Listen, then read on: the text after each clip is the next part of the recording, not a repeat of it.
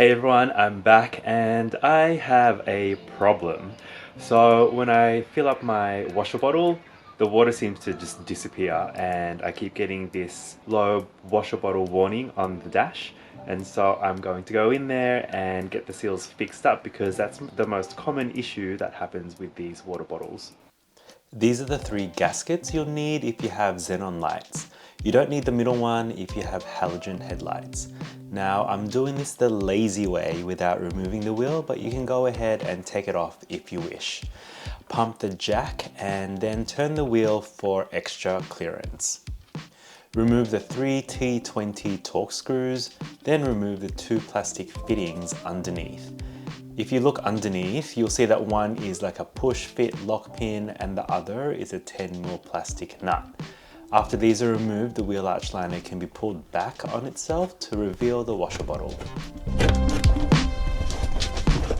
Up on top is the xenon headlight washer motor, next to it is the water level sensor, and at the very bottom is the windscreen washer motor.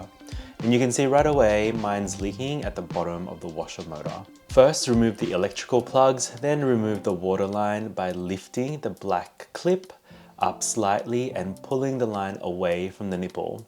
Let the water drain into a container. I've just used an angle pick to remove the old gaskets, and I highly recommend using a pick tool and not a screwdriver, as you guarantee that the old gasket won't drop inside the bottle, as you can get the hook in the rubber so it doesn't fall in. Access is a little tighter for the xenon washer motor, but using a plastic pry tool helps to remove the motor from the bottle. Again, use the pick tool to remove the gasket.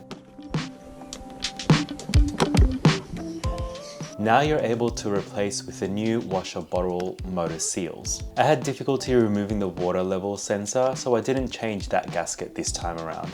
I'll save it for the Golf Mark IV. Make sure the new gaskets have some water on them before pushing the motors back in.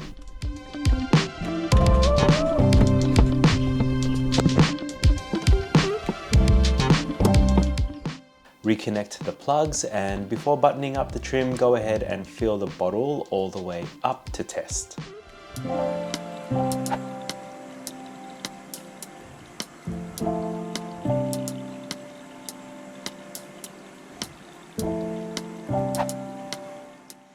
Oops, bit of an overfill there, but you can see there's no more leaking from the bottom gasket any longer, and finally no more annoying blinking or icon from the dash. Hope this helps, and see you for more Audi TT content next time.